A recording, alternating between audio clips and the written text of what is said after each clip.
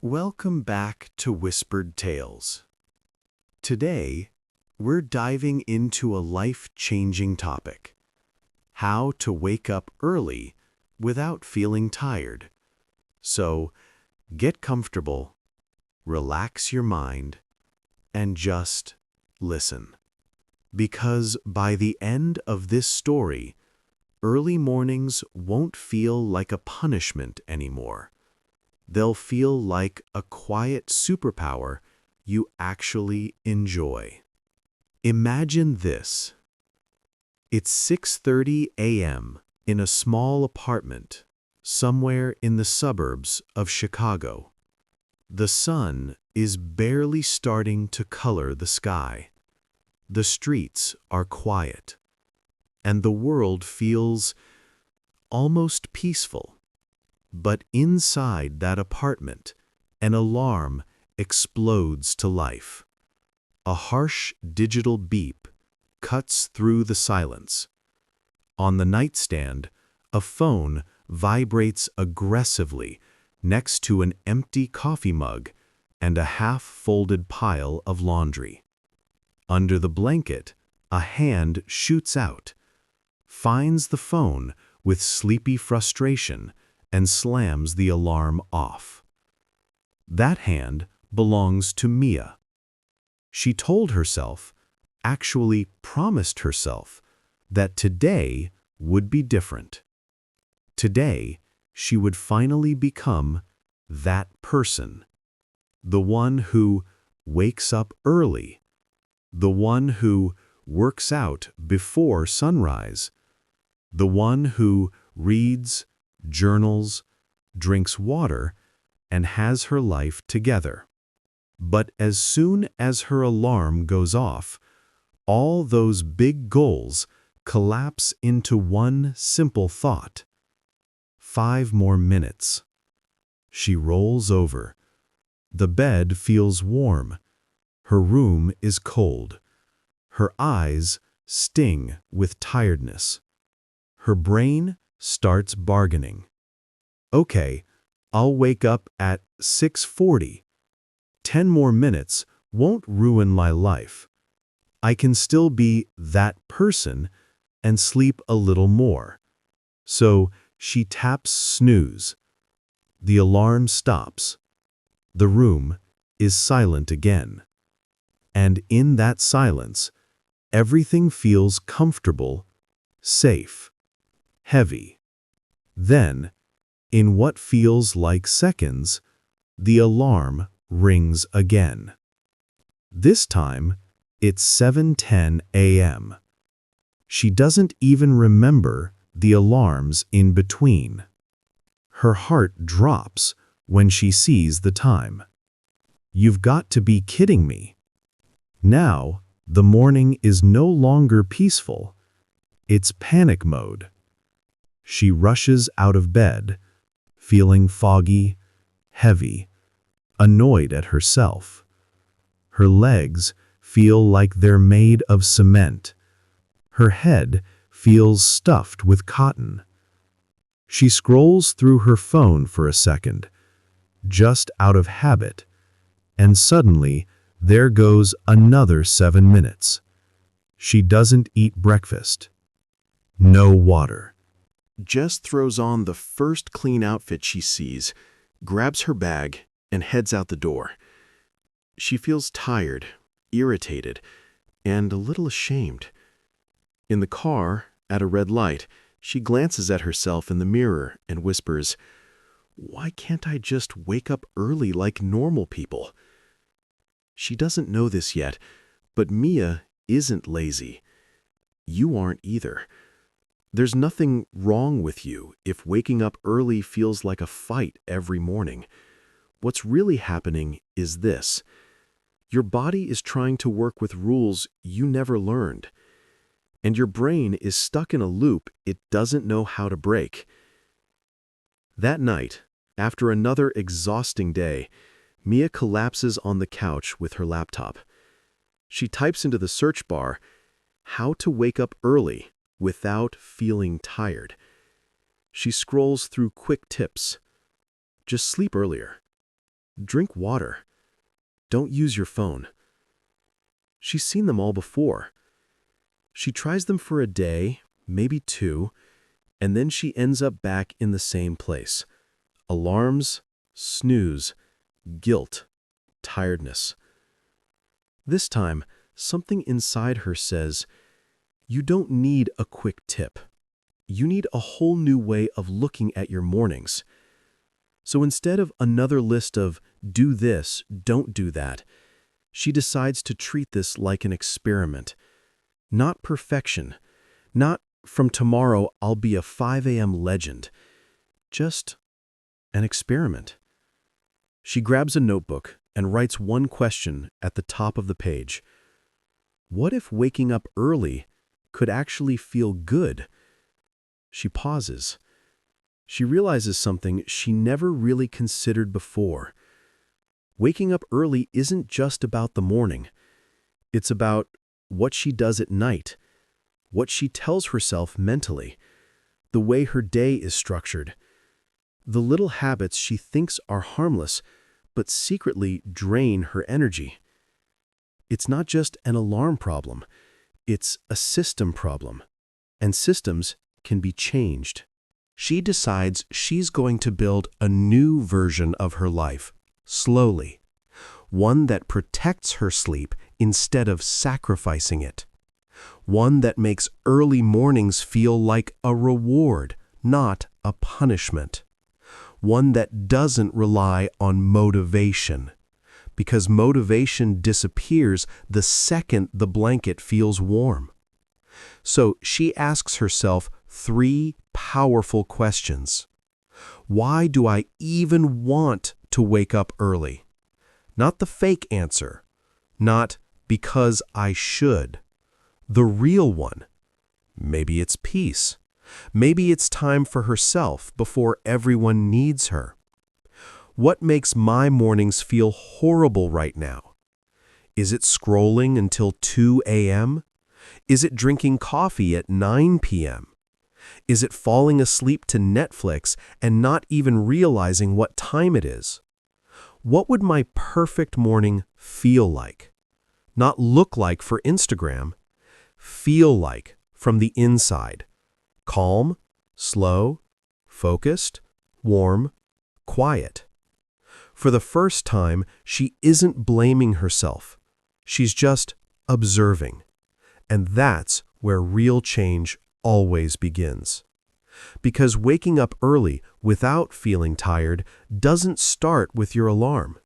It starts with understanding your body, being honest about your habits, and designing a morning that actually feels worth waking up for. Mia doesn't know it yet, but this moment on the couch with a notebook and a tired brain is the moment her life quietly starts to shift. Not because she's forcing herself, but because she's finally ready to work with her body instead of fighting against it. And that, right there, is the first step to waking up early without feeling like a zombie. That night, Mia doesn't try to change everything. She just watches herself. She notices how her evenings really go when she isn't pretending. She gets home tired. She tells herself she'll just rest for a bit.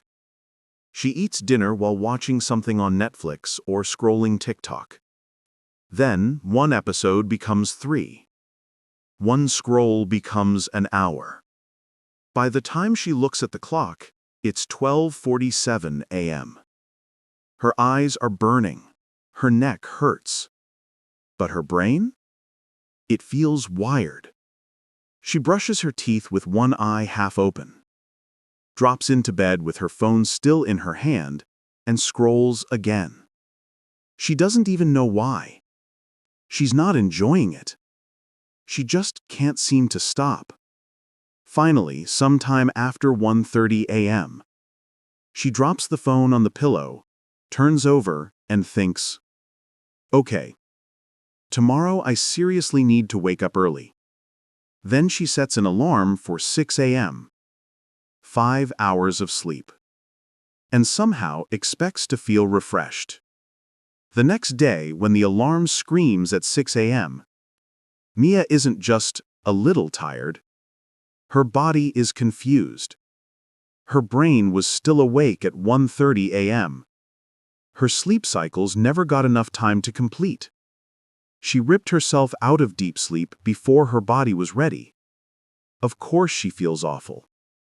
Of course early mornings feel like punishment. It's not because she's weak. It's because her nights are fighting her mornings.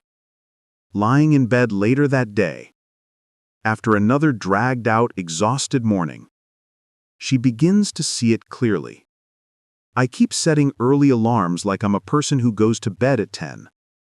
But in reality, I'm a person who goes to bed at 1 or 2.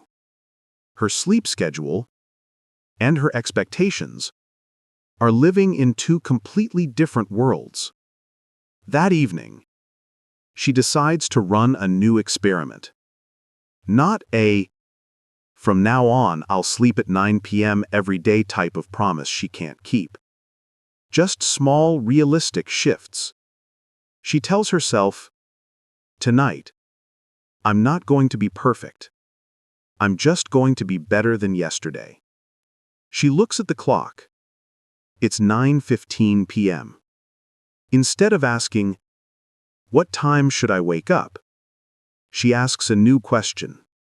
What time do I actually need to be asleep by to not hate my morning? She wants to wake up at 6:30 a.m. She knows she needs around 7 to 8 hours of sleep to feel human, so she does the math. If she wants 7.5 hours, she needs to be asleep by around 11 p.m. Not just in bed, actually asleep. So she works backwards. If she wants to sleep by 11, she needs to be in bed, calm, no screens by 10:30. If she wants to be calm by 10:30, she needs to start slowing down by 9:45 to 10 o'clock. For the first time, she isn't just picking a wake-up time. She's designing her night to support that wake-up time. She closes her laptop at 9:40 p.m. It feels strange, early. Her brain complains, "You still have time. Just one more episode. Just one more scroll. You deserve it." But Mia answers herself gently. I also deserve to not feel like trash every morning. She decides to replace, not just remove. She knows that if she simply says no Netflix, no phone, her brain will feel bored and rebel. So she gives herself something else. She makes a cup of herbal tea. She lights a small candle on her nightstand. She puts her phone to charge on the other side of the room, not within reach of her bed. She picks up a physical book she's been meaning to read for months. No big productivity plan, just calm. The first 10 minutes feel awkward. Her brain keeps screaming, "Check your notifications. What if you missed something?" But nothing is urgent. Nothing is on fire. The world can live without her thumb for one night. She slowly notices her shoulders dropping, her breathing slowing down, her eyes growing heavier, from real tiredness, not screen tiredness. By 10:25 p.m., she feels it. Her body is ready for sleep. Reduce noise doesn't mean turning off life, just settling it. She turns off the lamp. The room is dark and quiet. Without the bright blue light in her face, her brain starts naturally releasing more melatonin, the sleep hormone her screens kept blocking at night. She doesn't know all the science in detail, but she feels the difference. Her thoughts are softer, less chaotic. Her mind finally gets to land. When her alarm rings at 6:30 a.m. the next morning, something is different. She's still a little sleepy, but she's not in pain. Her head isn't pounding. Her body doesn't feel like it weighs 1,000 pounds. For the first time in a long time, waking up early feels like lifting a light blanket, not dragging a boulder uphill. She sits up slowly, surprised. Is this what it feels like when my body isn't mad at me? She drinks a glass of water she left on her nightstand the night before. It wakes her up a bit more. She opens her curtains. Morning light spills in, and her brain gets the message. Okay, it's daytime now. Time to be awake. It's not perfect. She's not suddenly full of energy, jogging around the block at sunrise, but she doesn't feel destroyed. And that tiny difference, that's enough to prove one thing. Waking up early without feeling tired is not magic. It's not a personality trait. It's a side effect of how you treat your nights. Over the next few days, Mia keeps adjusting. She stops drinking coffee late in the afternoon. She tries not to eat a heavy meal right before bed. She keeps her phone away from her pillow. She gives herself a simple wind-down routine. A warm drink, dim lights, maybe some journaling or soft music. Some nights, she still slips. She scrolls too long or gets pulled into a show. But instead of hating herself, she simply thinks, okay, I see what happened. Tomorrow, I'll adjust again. No drama.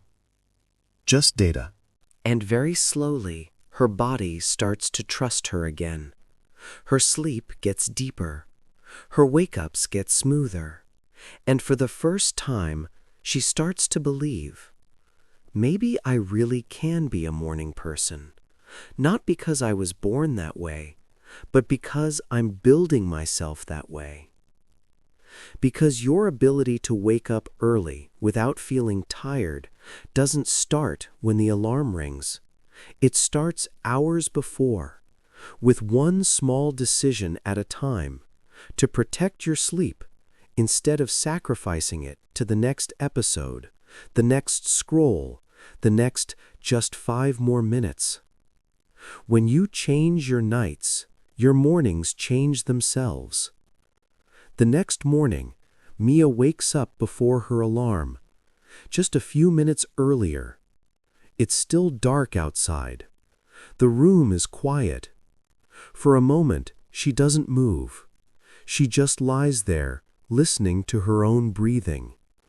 Then her alarm finally rings. That familiar sound, that familiar temptation.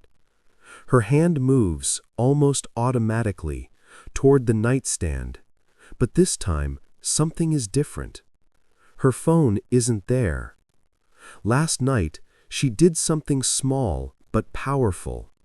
She put her phone across the room instead of next to her bed. So now when the alarm goes off, she has a choice. Stay in bed and let the sound torture her, or get up, walk over, and turn it off. Half asleep, grumpy, not exactly thrilled, she pushes the blanket aside and swings her feet onto the floor. The floor is a little cold. Her body wants to lie back down, but she tells herself one simple rule. If I stand up, I don't get back in bed. She reaches the phone, taps the alarm off, and just stands there for a second. Her body is saying, go back, lay down, it's safe there. But she's already on her feet. She's already done the hardest part. She whispers, okay, first 5 minutes. That's all I need to win. Mia has realized something important. Most of the battle of waking up early doesn't last all morning. It's not hours long. It's 5 minutes. Those first 5 minutes, right after the alarm, decide everything. whether you stay up or crawl back under the blanket and disappear into another hour of half sleep. So she designs those first 5 minutes like a little ritual.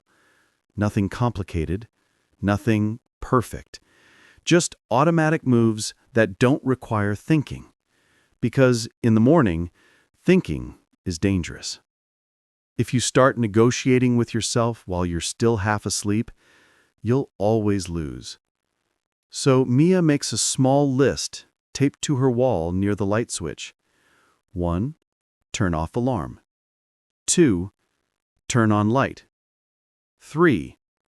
Drink water. 4. Move your body for 60 seconds. That's it. 4 steps. No decisions. The next morning, when she turns off the alarm, she does step 2 immediately. She flips on the lamp. The light stings her eyes for a moment, but that's the point. Light is a signal. It tells her brain, wake up, it's morning. She grabs the glass of water she left on the dresser the night before. It's not ice cold, not fancy, just there. She takes a big sip, then another.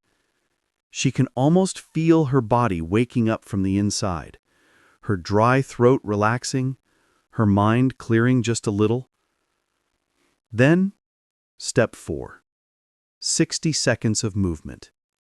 Nothing intense, she tells herself. I'm not trying to become a Navy SEAL in my bedroom. I just don't want to be a zombie. She starts simple. A few shoulder rolls, a couple of neck stretches, 10 slow bodyweight squats, a gentle stretch towards her toes. It takes less than a minute, but her heart beats a little faster. Warmth starts spreading through her muscles.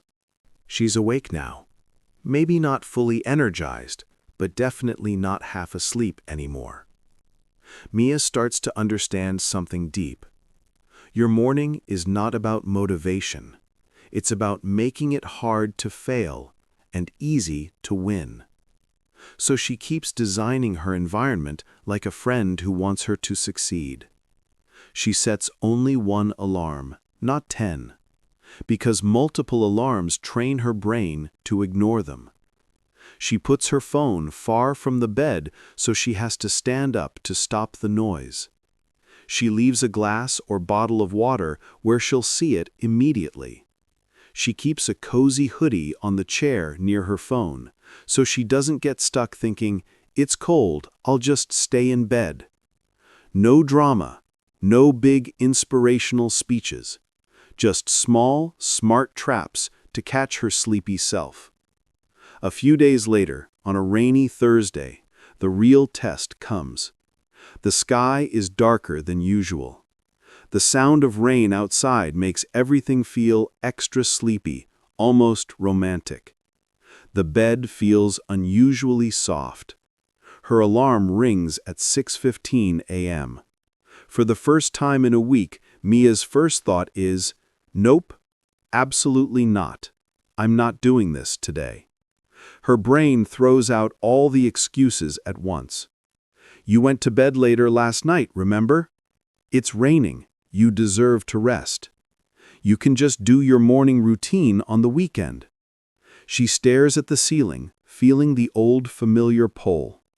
But this time, instead of arguing with her thoughts, she uses a trick she read about, the 5-second rule. Not the one about dropping food, the one where you count 5, 4, 3, 2, 1, and then move before your brain talks you out of it. So she silently counts down in her head. 5, she blinks slowly. 4, she feels the weight of her blanket. 3, she remembers the glass of water waiting.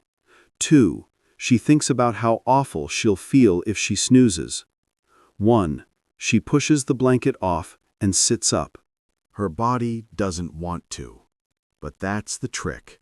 She acts before she feels ready. She stands up, walks to the phone, turns off the alarm.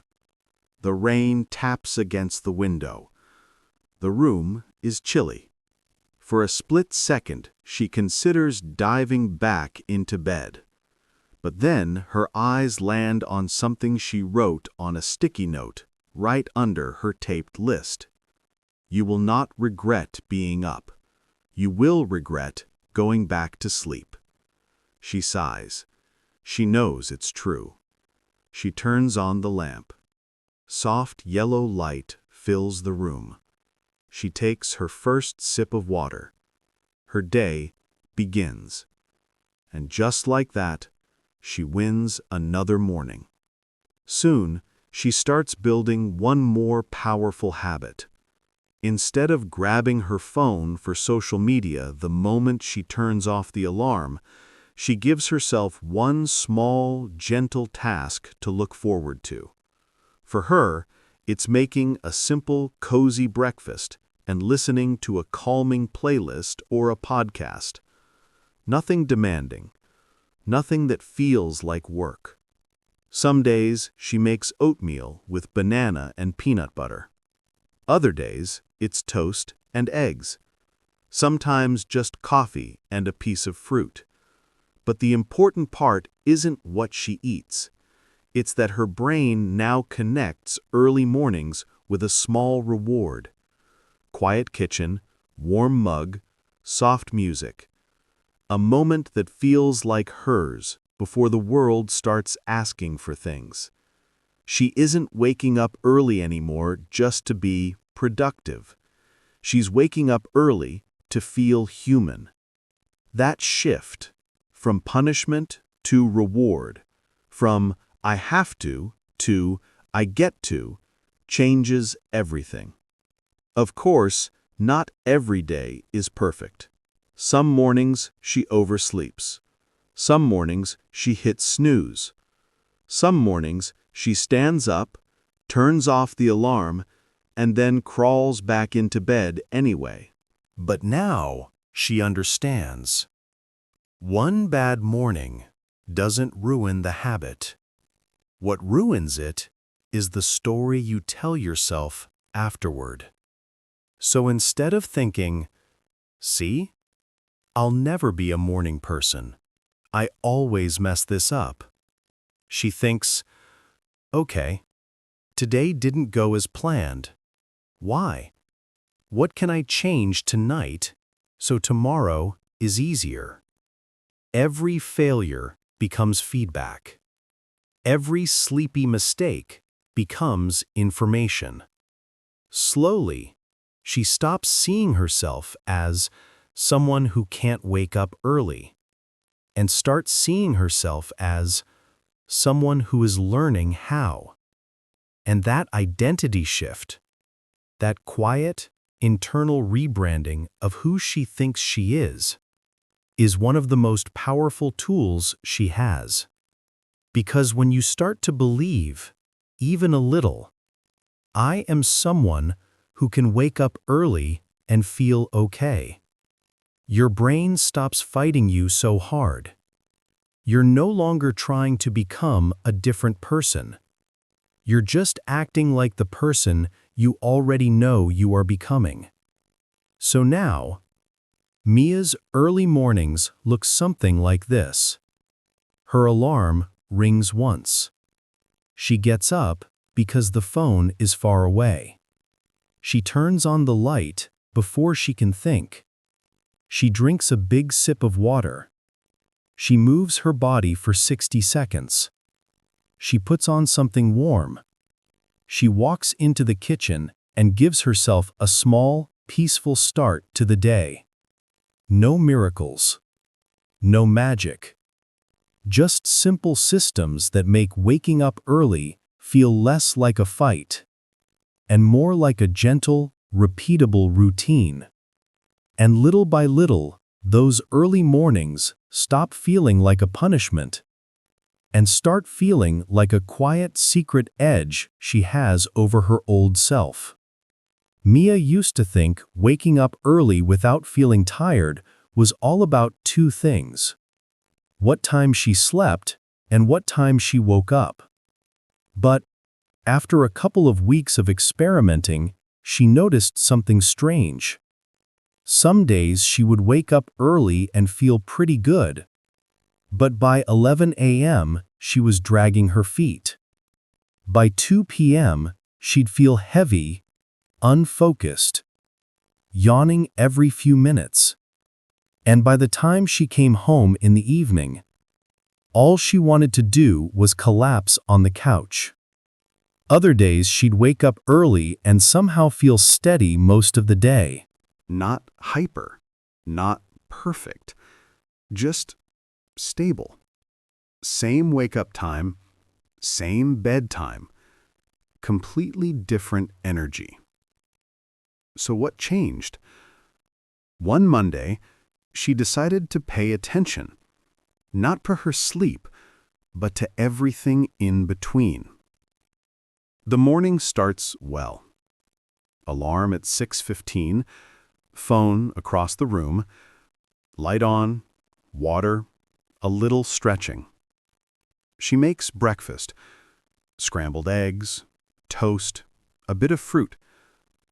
She sits at her small kitchen table, listens to a calm, low-volume playlist, and eats slowly. No doom scrolling, no rushing. On her drive to work, she notices how the early light looks on the houses and trees. She's not thinking in dramatic, poetic terms. She's just present. Awake enough to notice life again. At the office, things begin normally.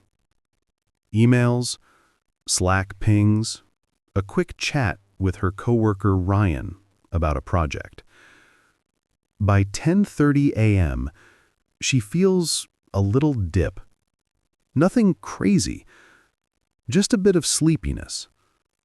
Her old self would have reached for a huge coffee and maybe a sugary snack. But this new version of her pauses. Instead of immediately assuming she needs caffeine, she asks herself, am I tired or just sitting too long? She realizes she's been at her desk for nearly 2 hours, barely moving. Her shoulders are tight, her hips ache a bit from the chair. So she runs a mini experiment. She stands up, walks to the bathroom, splashes cool water on her face, and then takes 3 slow laps around the office hallway. It takes 3 minutes. When she sits back down, she notices the difference. Her eyes feel less heavy. Her mind is clearer. Not because she drank more coffee, but because she moved. In that moment, she understands something. A lot of what she calls tired is really just stuck. At lunch, she makes another discovery. Mia used to treat lunch like a reward for surviving the first half of the workday. She'd eat fast food, big, heavy portions, or whatever was easiest. Burgers, fries, creamy pastas, huge sandwiches with chips. Right after, she'd feel that familiar crash, the 2 p.m. slump, where her brain felt like it was shutting down. She always blamed it on not being a morning person or not sleeping enough. Now she's starting to suspect maybe part of that afternoon crash isn't just sleep. Maybe it's what she's feeding her body to work with. So one afternoon, instead of ordering something heavy with Ryan, she decides to try something different. Not perfect, just less intense. She gets a bowl. Some protein, some veggies, some rice. Still satisfying, still delicious, but not a food coma in a takeout box. She eats slowly, actually chewing instead of shoveling. After lunch, she waits for the crash. 1:30 p.m., 2 p.m., 2:30 p.m. She feels a little slower, normal after eating, but not dead, not foggy, not fighting to keep her eyes open. She doesn't feel amazing. She just feels okay. But okay is a lot better than I need a nap or I might cry. That small change tells her something important. Her daytime choices aren't just about weight, health, calories, or any of that. They're about how she feels at 6 a.m. tomorrow when the alarm rings.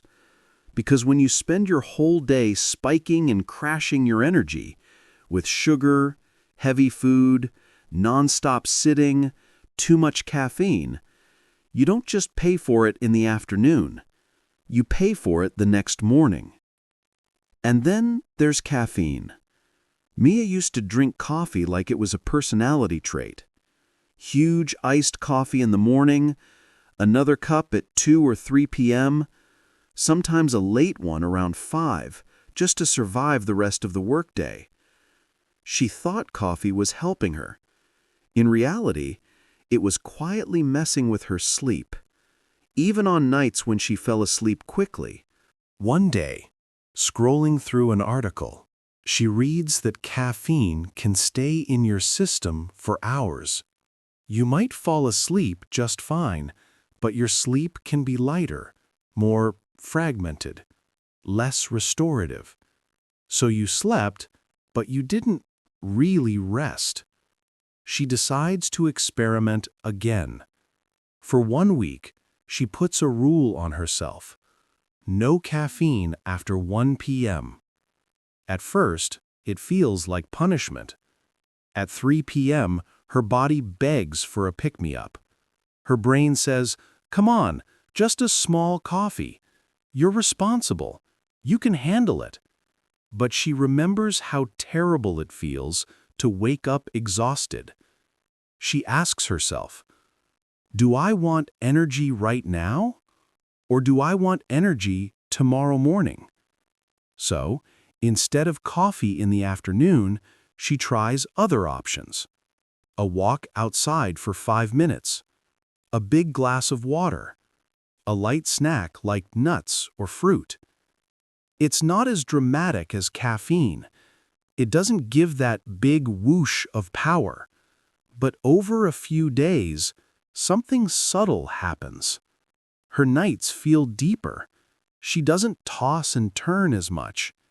She wakes up and realizes she didn't open her eyes 5 times in the middle of the night. Her mornings start to feel smoother, not because of what she does in the morning, but because of what she stopped doing at 3 p.m. the day before. One Wednesday, after a busy, stressful day, she comes home exhausted. Her brain is fried from meetings, emails, and decisions. Old Mia would have collapsed on the couch with junk food and her phone and stayed there until midnight. This newer version of her is tempted to do exactly that. She can almost feel the couch calling her name. Just one show. Just one scroll. You've earned it. And honestly, she has earned rest. But she catches herself and asks, what kind of rest actually gives me energy back? And what kind just numbs me and steals from tomorrow? She realizes there are 2 types of rest in her life. Real rest that actually recharges her, like going for a short walk, taking a warm shower, stretching on the floor, journaling for a few minutes, listening to music with her eyes closed, and fake rest that looks like relaxing but secretly drains her. Like hours of scrolling, binging random shows, snacking out of boredom, lying in the dark with her phone lighting up her face. So that night, she makes a small deal with herself. I can watch something, I can be on my phone, but first, I'll give myself 15 minutes of real rest. She sets a small timer, She lies on the floor with the pillow under her head, closes her eyes, and just listens to a calm playlist. No screen, no stimulation, just breathing. After 15 minutes, her nervous system feels less like it's buzzing. She still feels tired, but a cleaner kind of tired. Not burned out, just worn down. And now, if she wants to watch an episode of something, she can. But she's not doing it in desperation. She's doing it from a calmer place. Step by step, she's learning that how you spend your energy during the day decides how much energy you get back in the morning.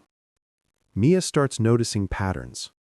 On days when she gets some sunlight in the morning, keeps caffeine to earlier hours, eats in a way that doesn't knock her out, moves her body every couple of hours, even just a walk to the end of the hallway, gives herself small moments of real rest, she wakes up the next day and thinks, wow, early morning doesn't feel so brutal today. On days when she skips breakfast or eats something super sugary, stays glued to her chair for hours, drinks coffee late in the afternoon, eats a heavy, greasy dinner at 9:30 p.m., melts into her couch with her phone until she can't keep her eyes open, she wakes up the next day and thinks, why am I so tired? I slept. I woke up early. What's wrong with me? But now she knows. Her tiredness isn't just random. It's the echo of every choice she made the day before. And that's not meant to make her feel guilty. It's meant to make her feel powerful.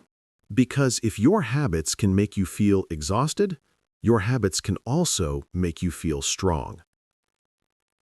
One night, as she's journaling before bed, she writes, waking up early without feeling tired isn't a morning skill. It's a whole day lifestyle. It's how I eat, move, drink, work, rest, and scroll. It's every little decision I make when I think it doesn't matter. She underlines that last part because that's what changed her the most. Not one huge decision, but hundreds of tiny ones. Tiny choices like putting her phone across the room, drinking water first thing, taking 3-minute breaks to move, choosing lighter lunches when she wants a clear afternoon, cutting off caffeine after a certain time, giving herself real rest instead of fake rest. Tiny choices that quietly whisper to her body, you're safe. You can relax now. I've got you. I'm not going to push you to the edge every single day. And when her body finally believes that, waking up early stops feeling like an emergency. It starts feeling like a natural next step. Not every morning is perfect. She still has off days. She still has late nights that mess everything up. But the difference now is she knows how to get back on track. She's not lost. She's not bad at mornings. She's a person with a system, and systems can always be adjusted. Mia is waking up earlier now, more consistently than she ever has in her adult life. Her nights are calmer, her mornings are softer, slower, and hers. Her days feel more stable. But there's one thing that hasn't fully changed yet, her self-talk. On a random Sunday morning, she's sitting at her kitchen table with a mug of coffee. The sunlight comes through the window and the apartment is quiet. She should feel proud. Honestly, old her would be shocked at how far she's come. But as she scrolls through her journal entries, she notices a pattern in her words. I'm trying to be a morning person. I'm not naturally good at waking up early. I hope I don't mess this up again. Even in her own handwriting, she sounds doubtful, like she's borrowing a life that doesn't really belong to her. She realizes something huge. Her body is learning new habits, but her identity is still stuck in the past.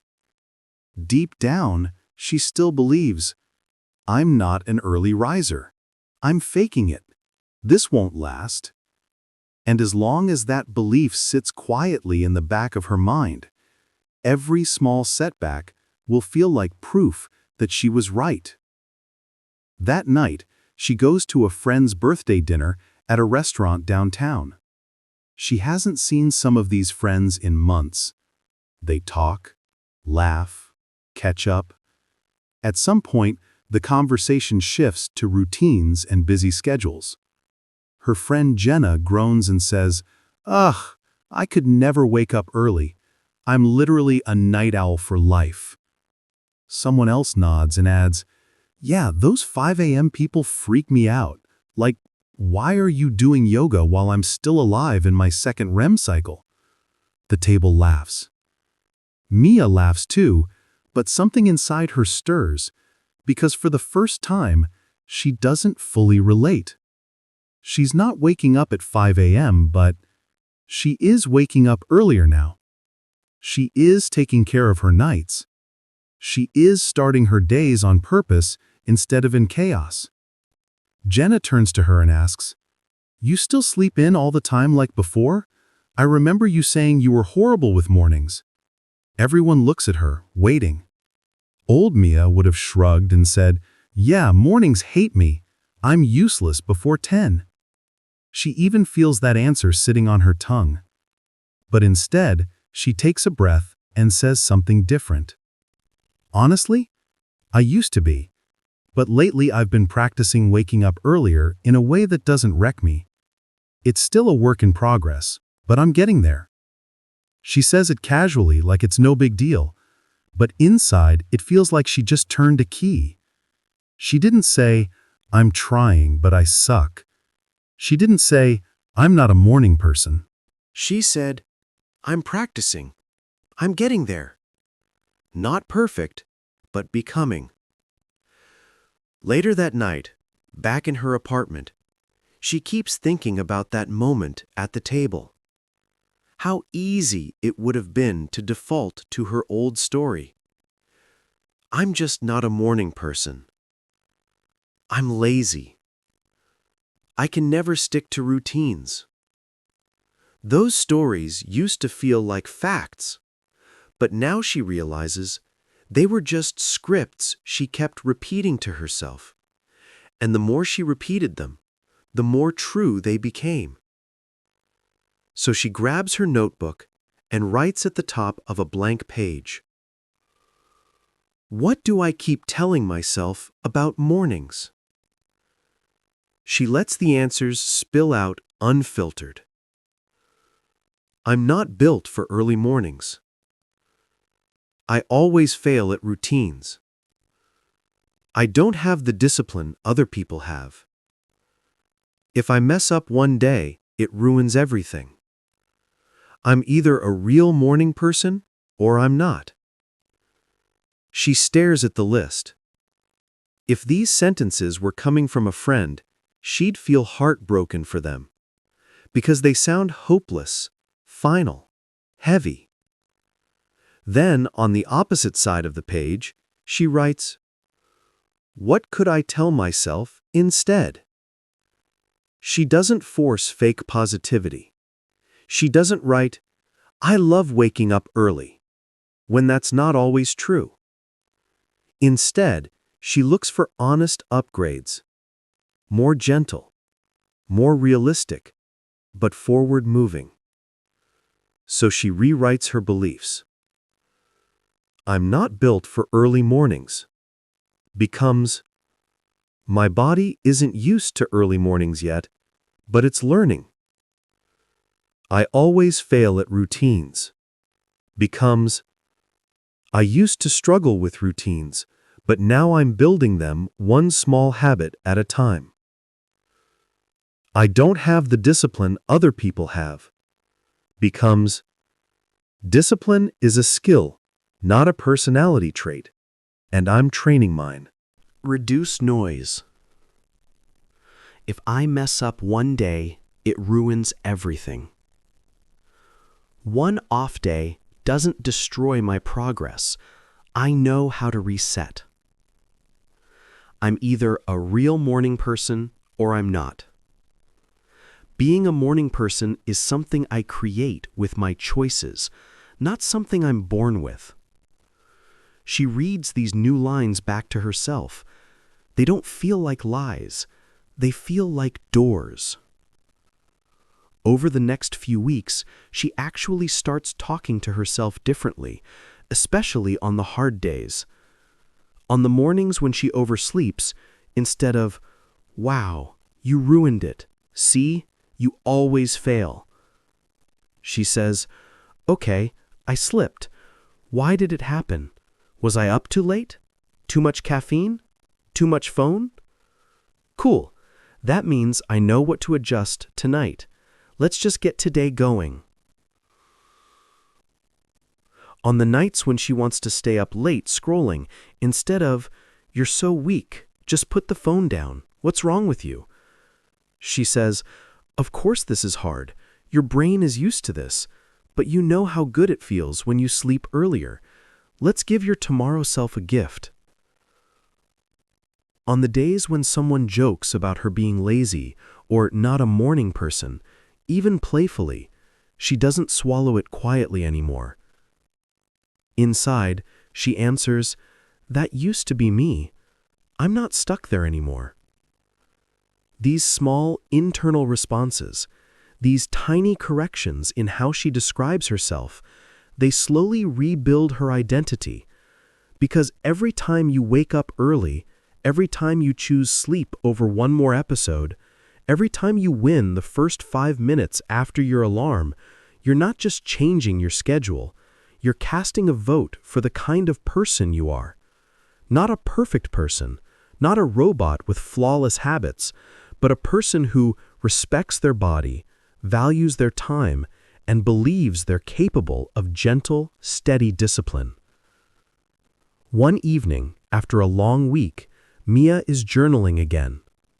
She writes, "I always thought waking up early without feeling tired was something other people had. Now I see it's something I build, habit by habit, choice by choice, thought by thought." She realizes that the real turning point wasn't the alarm across the room, or the water by the bed, or even the earlier bedtime. Those helped a lot, but the deepest change happened inside her head. She stopped saying, "I can't. I'm not built for this. I always mess this up," and started saying, "I'm learning. I'm practicing. I'm becoming someone who." She stopped treating every slip as proof she was a failure and started treating it like feedback from her own life. That's what made her consistent. Not perfection, not willpower, just a kinder story. A story where she's not broken, she's just in progress. One night, she sets her alarm and sits on the edge of her bed for a second, lights off, room quiet. She whispers to herself, almost like a promise, "I'm not chasing some perfect version of myself anymore. I'm just trying to wake up early, feel okay, and live my life with more peace. And I know I can do that because I already am." For the first time, she doesn't just hope she'll wake up early tomorrow without feeling tired. She trusts that whatever happens, she knows what to do. If she wakes up on time, she'll follow her little system. If she oversleeps, she'll learn from it and try again. Either way, she's not going back to the old story. Because once you learn that your tiredness is not a character flaw, but a signal from a body that just wants better conditions, you stop fighting yourself. You start working with yourself. And when your mind, your body, and your habits are finally on the same team, early mornings become a lot less scary. They become something else entirely. A quiet, powerful gift you give yourself every single day.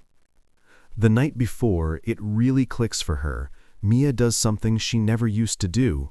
She decides her next morning on purpose. It's 9:30 p.m.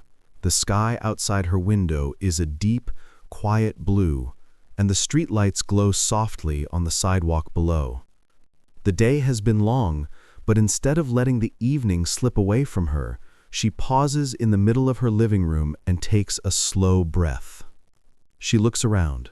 The TV remote on the coffee table, her phone face down but within reach, an unfinished drink on the counter, her laptop still open with a dozen tabs. This is usually where the autopilot kicks in. TV on, phone in hand, scroll, scroll, scroll until her eyes blur. But tonight she remembers something. Her mornings have been better, but they still feel fragile. One chaotic night can throw off everything she's building. So she asks herself a simple question. What would future me thank me for tonight? She walks into the kitchen, rinses her glass, and sets it upside down on the drying rack. Then she fills a clean glass with water and puts it on her nightstand. It's such a small move, it almost feels silly. But she knows that half-asleep version of herself won't feel like walking to the kitchen at 6 a.m. This is a gift from present Mia to morning Mia. She goes back to the living room, picks up her phone, and does something brave for her. She sets a screen time limit on her favorite social app and chooses a cutoff. No more endless scrolling after a certain hour. Her brain complains a little, but her body feels quietly relieved. In her bedroom, she softens the overhead light and turns on a warm bedside lamp instead. The room immediately feels calmer, safer. She plugs her phone in, not next to her pillow, but on the dresser across the room, directly under the alarm time she's already set, 6:15 a.m. She can see it from her bed, but she can't reach it. That's the point. Then she does something new. She sits on the edge of her bed with her journal and writes just 3 short things.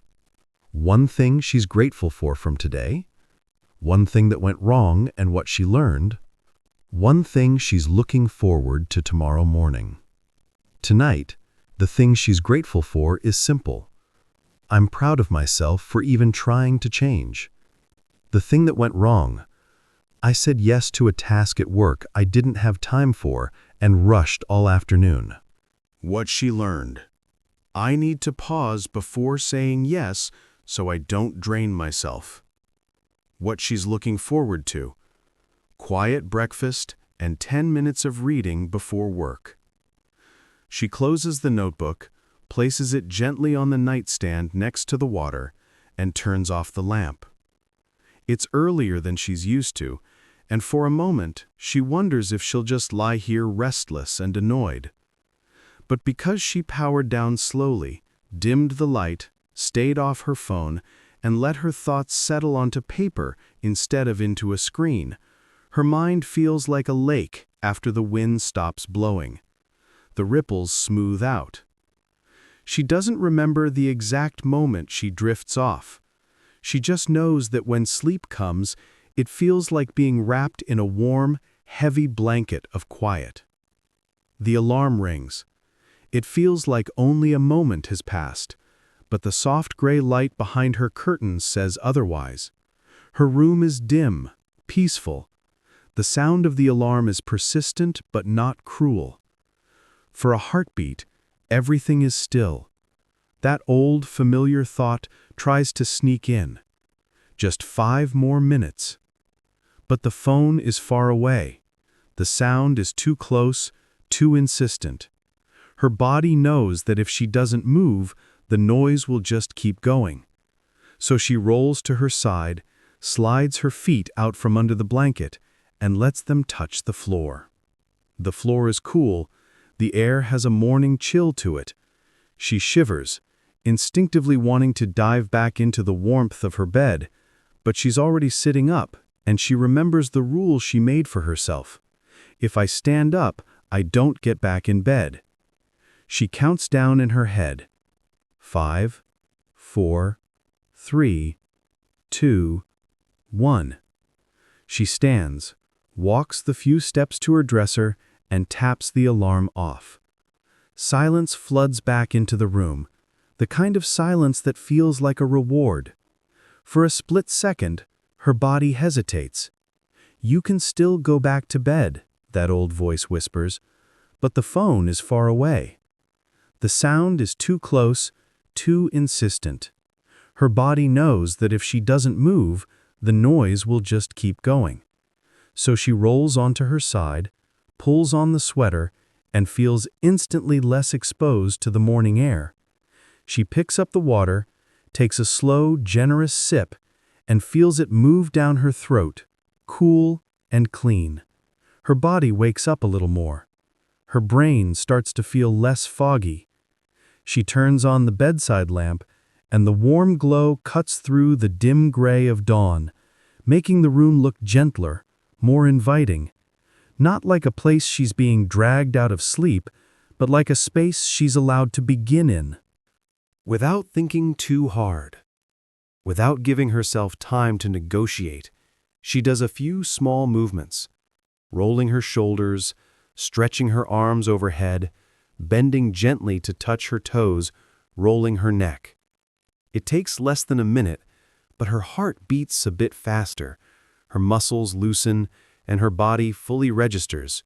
We're up. We're doing this. There's no dramatic montage, no perfect yoga session, no intense workout. Just a girl in an oversized sweater, stretching in the yellow glow of a bedside lamp, choosing not to crawl back into bed. In the kitchen, the world still feels asleep. The street outside is quiet. No traffic rush yet. No constant buzz. The early light slips in between the blinds in soft lines. Mia turns on the kettle and leans against the counter for a second, listening to the faint hum. She doesn't touch her phone. The only sounds are the kettle and the soft rustle of the world waking up outside. She makes herself a simple breakfast, nothing Instagram perfect, just real food. Toast with peanut butter and sliced banana, a small mug of coffee, and that same glass of water she keeps refilling. As she eats at the table, she opens her journal and flips to last night's page. She sees what she wrote about being excited for a quiet morning. It hits her that she's living the exact moment she planned. It's small, but it feels important. She chews slowly, not rushing, not scrolling. She lets herself enjoy the calm, the taste, the warmth of the coffee. These few minutes before the world comes knocking belong entirely to her. After breakfast, she sets a 10-minute timer and opens the book she's been reading. 10 minutes doesn't sound like much, but as she reads under the soft morning light, the pages feel deeper. Her mind feels sharper.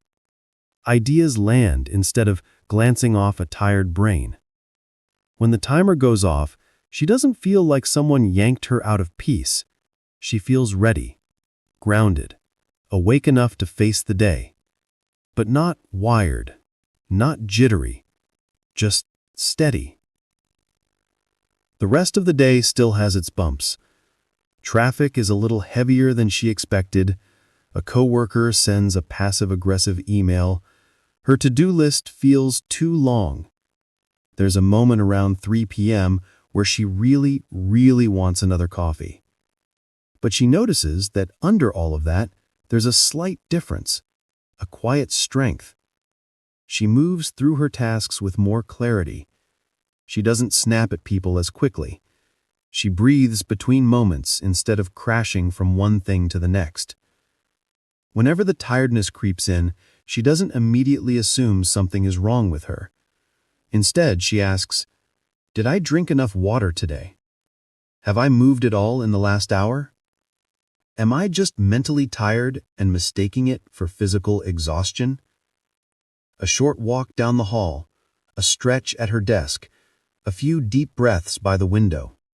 Little resets. By the time she drives home, she's tired, but in a human way, not in that desperate, "I can't do this again tomorrow" way. And that night, when she reaches for her phone out of pure habit at 10:15 p.m., the screen time limit pops up. The app refuses to open without an override. She smiles to herself. Past Mia shows up again. Future Mia silently thanks her. She turns the phone face down, leaves it on the dresser, and heads to bed with a book and a calm playlist instead. She's not perfect. Her life isn't suddenly some aesthetic morning routine video. But she's different now. Because when the alarm rings tomorrow, she knows exactly what will happen. She knows the phone will be across the room. She knows there will be water by her bed. She knows there will be a sweater waiting for her and a light to turn on, and a body that, slowly but surely, is starting to trust that early mornings don't mean punishment anymore. They mean peace. Maybe, as you're listening to this, you recognize yourself in Mia. Maybe you've had 1,000 mornings where you whispered, "Just 5 more minutes," and lost an hour. Maybe you've gone to bed promising, "Tomorrow I'll change," and woke up feeling like your body didn't get the memo. Maybe you've called yourself lazy or broken or just not a morning person so many times that it feels like a fact. But here's the quiet truth hiding underneath all of that. You're not broken. You're not doomed to hate mornings forever. You're not weaker than everyone else. You've just been trying to wake up early with a system that was never designed to help you. Every small change you make, putting your phone farther away, dimming your lights at night, drinking water first thing, moving for 60 seconds, choosing a lighter lunch, cutting off late caffeine, giving yourself a kinder story, is a little message to your body that says, "You're safe now. I'm listening. I'm learning how to take care of you." Bit by bit, your body listens back. And one morning, sooner than you think, you'll open your eyes before your alarm, or right as it rings, swing your feet onto the floor, and realize you are no longer a person waking up in a war. You are a person waking up in a life you're slowly, gently designing. And that's where we'll leave Mia for now. Not as someone who fixed herself overnight, but as someone who learned that waking up early without feeling tired isn't about being perfect. It's about building tiny, loving habits that your future self will thank you for. Now, let's close out for your viewers. Thank you for listening to this story on Whispered Tales. If you found comfort or inspiration in Mia's quiet transformation, if it gave you even one small idea to make your mornings a little softer and a little stronger, I'd really appreciate it if you like this video and subscribe to the channel. Your support helps these calm, gentle stories reach more people who need them. Let me know in the comments, are you a night owl trying to become a morning person, or are you somewhere in between? Next time, we'll be back with another topic designed to help you feel better in your everyday life. Something real, relatable, and made just for you. Until then, sleep well, take care of your future self, and we'll meet again in the next Whispered Tale. Moon and Stars.